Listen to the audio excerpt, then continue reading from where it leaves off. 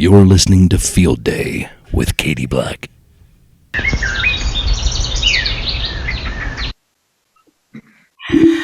Okay, welcome to Field Day with Katie Black. I am honored. I have Ralph Sampson in the house. Hello. Hello, Katie. How are you? How's it going? Good. How are you doing? I'm doing great today. It's a little rainy here where I'm at, but we like the rain in the country. It's good. I know. Yeah, I'm in Charlotte. Are you in the Virginia area still? Yeah, I'm in the Virginia area, so you might have some of the same weather I have right now. Yeah, a little kind of, I don't know. Some people don't like rain, but I do. Yeah, we got farmland up here, so it's good for the farmland, but it's been raining quite a lot over the last month, so Mhm. hopefully it'll dry out and we don't have a really dry summer because July gets hot, but we'll see. Let's figure it out. Time will tell. Maybe we'll do that. Well, always I say with my interviews, 1,800 directions we could go, but I wanted to first off show you my dad for years and years has been a subscriber to Sports Illustrated. And he showed me, when I told him that I was speaking with you, he showed me this cover that he had from back in the day. Oh yeah, that was a special one. Myself and Patrick Ewing on the cover of that, and they took pictures individually, and they just laid them, I guess, in the cover. But that was the front cover. So what was it? I mean, I understand that you were on the cover 4 times. Is that correct? 6 times, yes. 6 times. So what is that? What was that experience like? I mean, was it quote unquote normal to you, or was it exciting? I mean, there was a lot going on in my world at that point in time. Being uh, highly recruited from high school to have the opportunity to come to the NBA out of high school and college 3 years in a row. So there's a lot going on. I didn't know what to expect, didn't know how to really deal with it, but I had a great system around me with the University of Virginia and our SID department. And obviously I have great coaches and great teammates around me as well. So we all enjoyed it. I mean, I think the student body enjoyed it. I know the fans that really enjoyed it because the games were always packed. Campus was buzz, but I just stayed true to who I am and try to keep settled and play at a very high level as much as I could. Very cool. Well, I'm gonna backtrack to your youth, and I'm fascinated asking. Here I've been interviewing all these athletes.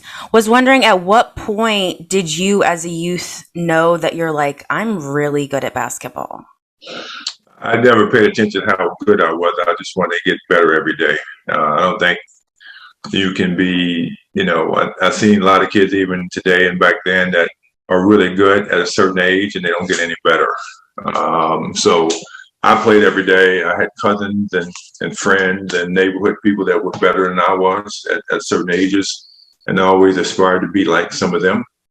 And when I caught them and surpassed them, that was something that was exciting for me because I was young and we played basketball every day, and I could not get in the game because the older guys were playing. They would play rough.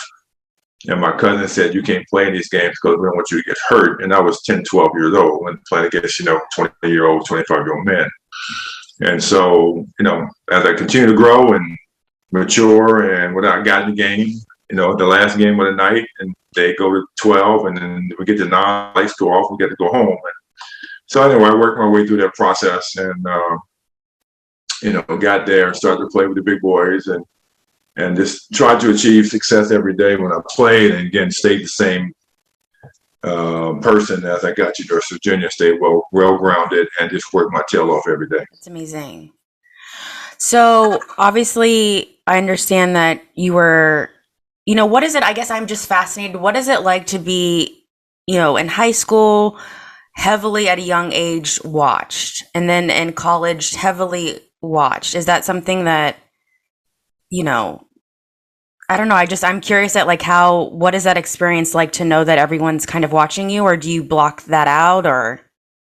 Yeah, again, I mean, it's all started in high school, obviously. And, I didn't like basketball when I was growing up because we played on 8-foot baskets and and I was 6'4" at that point in time, and I could score only 16 points a game, and it was kind of boring. So I played baseball. Basketball came interested me after baseball, because baseball was a little bit boring for me in the outfield, and so I just stuck to basketball. But my high school coach gets all the credit, Coach Roger Berge. He made all the rules with us and my parents. We abided by those rules, and basically no one really could contact me during the recruiting process. If they did, they were X'd off the list. He took the calls. He handled the mail and the letters. I got mail every day. Bring them home. My parents would look at them. I never really opened a whole lot of them. My parents would open them. My sister would open. They would be excited about, this coach called, that coach called, this coach emailed. Mailed you stuff. So it was fun for not only myself and my family. And, now that I look back, it was fun for the community of Harrisonburg. It created a lot of revenue for the city, because coaches would come from all over and come to the game and stay a couple of days in hotels, and the restaurants were full. So that was fun. But for me, I got to be a normal student. That's what I wanted to be. And my high school gets all that credit. Well, that's always nice to hear. Do you feel like you had a mentor in high school and college? I mean, it's coach. I mean, a coach is, I think, more than a mentor, but he was a coach. He was a mentor, the father figure. He was a guidance counselor. I had teachers that were the same, parents that were the same, uncles and aunts that were the same. So I had a good village around me in Harrisonburg, because the northeast section of Harrisonburg where we live, I had cousins and family on pretty much every block. And so growing up, it was fun, and high school was fun, and I think a lot of people enjoyed it and got to watch me mature and play and get to the NBA in life. So researching you and obviously knowing you, you've won a lot of awards. In college, you were a 3-time College Player of the Year. Again, what was that like? Again, again, stay still grounded. I didn't go out to play to be College Player of the Year. I went out to win. And, we were able to achieve that in my freshman year. And when we won the NIT in Madison Square Garden, my second year, we went to the Final Four. And each other year after that, we were in the finals of the region or somewhere in the NCAA tournament. And so, awards are awards. My high school coach taught us, we play for championships. The first day of practice, the first day of summer workouts, whatever it was, that's the first day that we will win a state title. And that stayed with me even today, where, I wake up every day. I want to achieve success today. I wake up and the day is the day I'm going to achieve certain things. It's not a championship on the basketball court. It's not a College Player of the Year, but those awards were out there. And I definitely appreciate them. And my family actually cherishes them and has them in, we have them encased in the house in some security situations. But, you get one and you may not expect to get another, and you get two, and then instead of saying you get three, and you really don't know what it's going to feel like, because after the third one, you're your number one draft pick. And so you look forward to that. And now looking back, it's history, and it makes myself and my family proud that at least I'm one of two guys and that's ever done that. So I appreciate that award for sure. Also, just for my curiosity, did you ever have any rituals going to games that you did, like keep a coin in your pocket or chew a specific kind of gum or anything like that? Not really. I'm sure. We all as players have our routines. I never had a ritual, I would say, but I'd stretch before I played. I got to the gym early. We shot. This is NBA style. High school. Again, everything is based on my high school career. Our goal was to win, and I didn't lose too many games in high school. And then the goal was, when we went to some opponent's team's gym, we left the gym better than it was when we got it. So it was clean out. It was clean when we left it because we knew we were pretty good. We didn't lose much, as I said, but we didn't want to trash the gym and leave water bottles. So our high school coach taught us that, and I took that with me pretty much everywhere I went in the NBA. Although we had more staff and more people in the NBA doing certain things, so I just made sure my stuff was clean and my area was clean, and what I did, after that, so I could be peaceful and go on to the next game and try to win that game as well. For those that don't know, you were the first selection of the 1983 draft into the NBA. So what is basketball, and this might be a rookie question, but is the college basketball game completely different than the NBA game? Yes, and way different. I mean, the rules are a little bit different even today, and back then they were way different. No zone, no different defenses in college than NBA. Today is a little bit different because you can do zones and certain things. 3-point line is more effective in the NBA today than college. And I do believe today's game is a little bit similar in college and NBA because it's kind of evolved because there's no 7-footers out there now. They can post up and play. There's some big guys, but everybody's shooting threes. So the game has changed dramatically, I think. When it comes down to positions on the floor. And then I think when we played in college and NBA, it was an art form because you had to run a certain play to be effective. Now you can dribble, and shoot. And if you're effective and can shoot, that's great. If not, you get beat. So I love that. Obviously, when I played against today's game, but I still love the game of basketball no matter what. This might be an unfair question, but during your NBA career, did you have a favorite team that you played on, or one that you enjoyed? No, I mean, I played at Houston Rockets in my first 7 years, Golden State Warriors a couple years, Sacramento Kings a couple years, a little stint in Washington, and then I went overseas. But I really appreciate every team I played on because I learned a lot from each individual team and each individual teammate. So it was fun to play. Like I said, when I grew up, I just loved to play the game no matter what. I didn't want to get traded from Houston, but that's the nature of the beast. And so I had to go out there and enjoy that team at that point in time. And it was a totally different dynamic than each team had at that point. During your whole career, like obviously starting in high school, and then obviously throughout going into the NBA, professional, etc.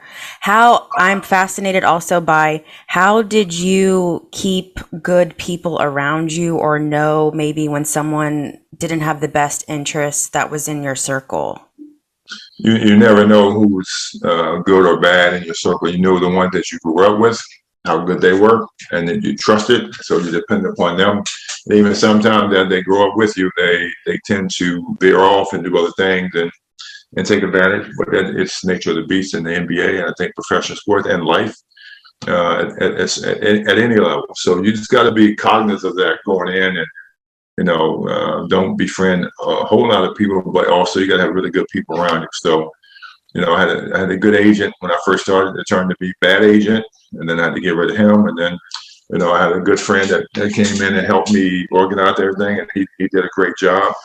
And he was a roommate of mine in college. So you just got to find the right people to work with and be settled with and be happy at any level, because it's very tough to do.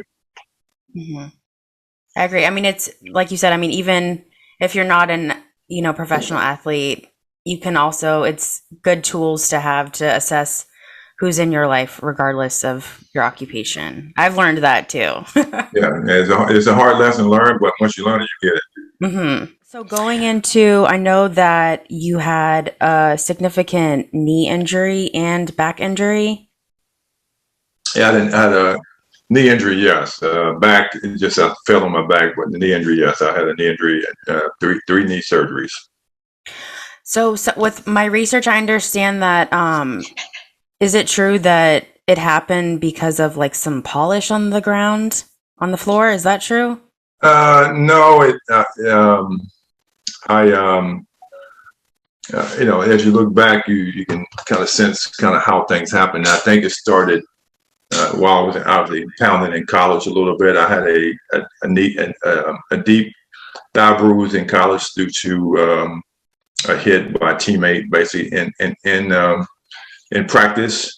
That was 4 or 5 days before the game of the decade with Patrick Ewing in Georgetown. So, I wasn't going to play in that game no matter what, obviously. And I got my knee drained. So stuck a needle in the left side of my knee and drained the fluid out so it wouldn't be as tight. Luckily, when you drain synovial fluid out of your joint, if there's any red in it, it's blood, means something's going on. And luckily, I didn't have any red blood in the extraction of the fluid. And so we just taped it up and, iced it, and I took a day off and I went back to playing. So maybe that started my knee injuries. We obviously don't know, but that started. And then NBA wise, I just turned kind of weird in a game playing defense on a guy named Bill Hanslick and twisted my knee, and it felt just like it popped out of joint. We went in the locker room, we popped it back in joint, and then it popped back out, and that's when I knew I had something more serious. And do you believe that obviously was a major factor in you being able to execute the game? Oh, absolutely. I mean, that knee injury, today's technology is totally different than back then. They just basically said, let's take it out. And when you have to understand, when you take a piece of cartilage or ligament out of the knee, it was meant to be there. So basically, we just I got an operation. I took the part that was torn out, and it was pretty significant. And, ended up being bone on bone. So you bone to bone, you keep pounding away, you never get back to, normally what you were used to, and I never did. Getting back to who I was, I got back and I played, yes. And it's still a high level in Houston, but continue pounding. From there, got me, it got worse, and I had to, then another piece of the fragment of the cartilage out and lodged in the joint. I had to go back and get that out, and then you compensating for one leg, and your other leg starts getting the same thing. So it's kind of a downward spiral. If you back then, because we didn't. If I know what I know today, I'd have sit out the whole year. I came back in 8 weeks because I wanted to play. I would sit out. Most guys today would sit out the whole year and get it done and get that therapy and rehab and even try to mend the cartilage together, which their technology is totally different. And they would have came back. I mean, it'd have been a totally different ballgame. I understand. And was that because the doctors okayed you, or you wanted you over? You know what I mean? Was it a conversation where the doctors were kind of like, you can go back when you feel comfortable, or? No, again, it's totally different today. I mean, back then you got there was no load management, time off. There was you had to play. The fans wanted to see you play. The team wanted to see you play. They wanted to win. It was different money back then, as the players got and the teams owned. So they paid, the owners wanted all the money they can get their hands on. So they wanted the players to play. I mean, our area guys played with. If you look at Isaiah Thomas in the finals of a NBA championship, he played with a bum ankle, and obviously he had the willpower to do that and played well. Mm-hmm. But that ankle probably was really bad. And there's guys I've seen them play with stitches, in their eyes and the face and the chin, whatever, hand broken fingers, whatever. Today, players wouldn't do that. They, when you got a Steph Curry that's worth, $200 million, you can't put him out there and get him hurt because he's very valuable to the team, at any given level. So the big boys now, and Steph doesn't, and he's one of the guys I do know that doesn't take any time off for load management. He plays every night if he can, and if he's 100%, and then they'll give him time off the rest. But I respect his game at the highest level because I know him and his father, and that father is one of the old school guys like myself that I know he taught him well. So stuff like that you just understand as you continue to play the game of basketball. What is it like so 1995 was your last year playing, correct? Mm-hmm. So what is that like to, this basketball be such a piece of your life, and then to have it, stop? What is that experience like? Well, all of us that play know it's going to stop at some point. And as you get, they say, long in the tooth and years, you know that, it's coming, and it's coming fast. I mean, LeBron James, now 18, 19 years in the league. I mean, he's taken extremely great care of his body. He's a freak of nature. Kobe Bryant was the same, but in the Kobe Bryant's years, he got Achilles tendon injury, and the injury started to pile up a little bit. And the last couple of years with LeBron, same thing, injury pile, but he takes great care of his body. But that's coming. Retirement's coming. And you look at Tom Brady, he knows retirement's coming. Well, if he can play as long as he can, the guys are going to play. I mean, he retired and came back, and because he had that itch. He talked to his family, I'm sure, and he said, basically, I still got it. I got a great team around me, and I can win. If Tom Brady didn't have a great team around him, he probably would have retired. So you got to look at all factors, and it's coming, and then you prepare for it. And that day you wake up and say, I can't do it anymore, then it's there. So that happened. That happened to me. That happened to everybody I know in some respect, in a respectful way, I should say. Does anyone prepare you for something like that, or is that just a self journey? It's a self journey. No one can prepare you for that. So I also understand that you were a coach for several years. What is wearing the coaching hat like? I coached at JMU with the great Lefty Driesell. JMU is in my hometown, James Madison University. And Lefty actually recruited me to go to Maryland when he was the head coach there, and I was coming out of high school. So it was a great relationship. And it was fun. I coached there. I coached with Phoenix as the player development coach. I coached in the IBA as the head coach in the Richmond Rhythm and international professional league. So I enjoy the game of basketball. If I could coach it, I could be water boy, whatever. I mean, whatever in the game of basketball that's fun to do. And then I would be there and try to get that done. And so coaching is the ability to help another guy, girl, whoever it may be. Be better on the court and give them the fundamentals that the coaches gave me and pass it on to the next generation. For those that don't know, Mr. Sampson and I are under the Believe Family Network. You have a podcast, Center Court Podcast, which is released every Tuesday. So what is it like having a podcast? Yeah, it's fun. I mean, we have we've turned a radio show in that's in a number of states around the country into a podcast with Believe, and we are now just over our 100th show a couple of weeks ago. So it's been fun.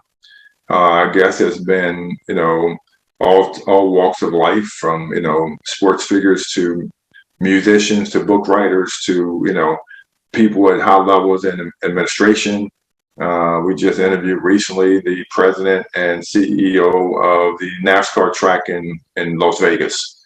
And so, and ironically, he was the tie there was he was a sportscaster when I was in college, so the stories get to be pretty crazy.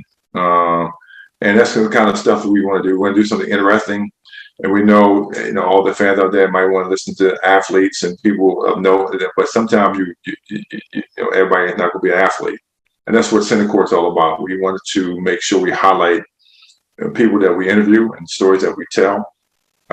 We had a story on there a couple of weeks ago, a 92-year-old man, and I told our production people, I mean, can he get on Zoom? He's 92. I mean, why are we interviewing this guy? And he was one of the best interviews that I thought we've ever done.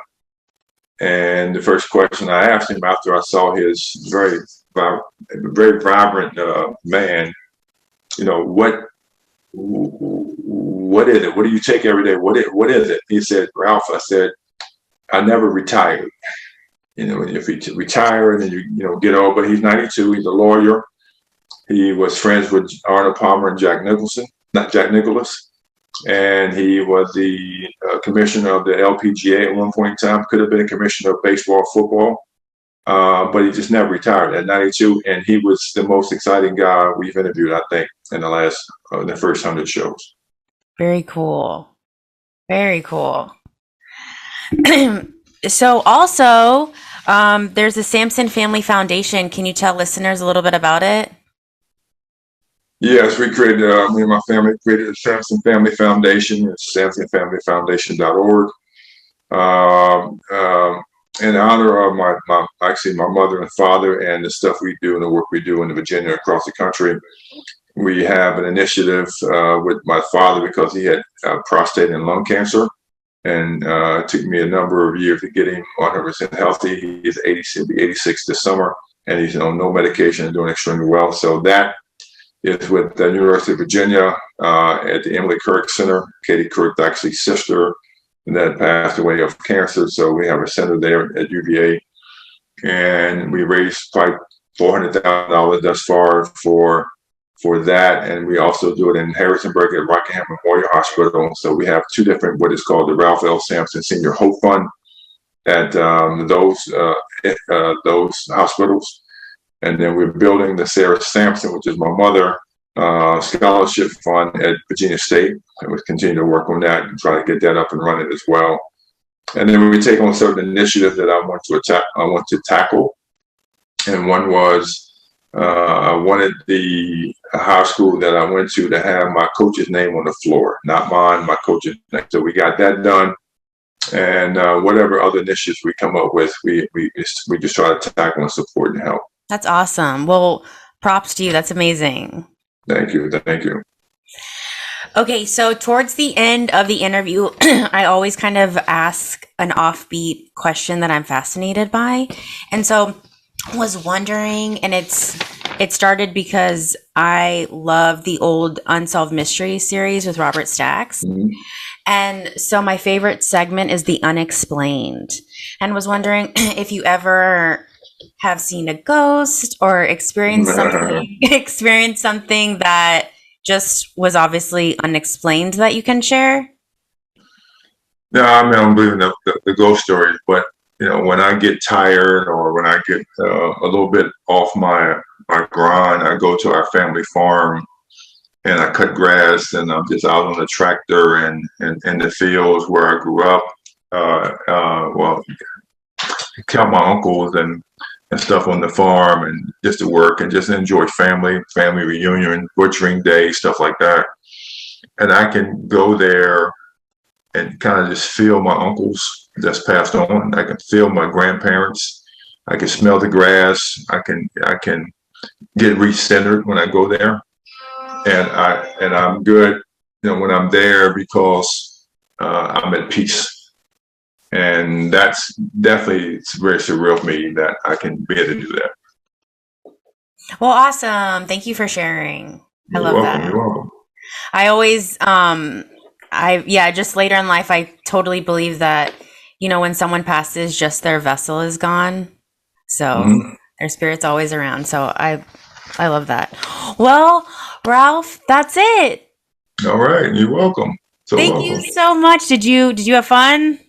Oh yeah, it was great. Thank you. Thank you for having me. Thank you so much. What an honor. Like I said, I really appreciate you, I was going to say sitting down, but virtually. Yeah, exactly. That's what we do these days, right? I know. Yeah. I know. Well, like I said, I know I sound like a broken record, but thank you. And, I hope to actually meet you someday. Well, we'll figure it out. You're in Charlotte, so we're not too far away. So take care. True. Have a great weekend. You too. Bye. Stay safe.